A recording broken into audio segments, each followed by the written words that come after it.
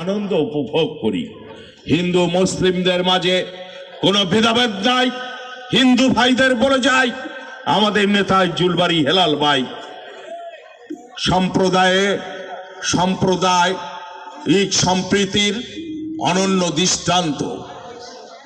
আজিজুল বাড়ি হেলালের কাছ থেকে আপনারা কখনো অবিচার পাবেন না, কখনো অবহেলিত হবেন না।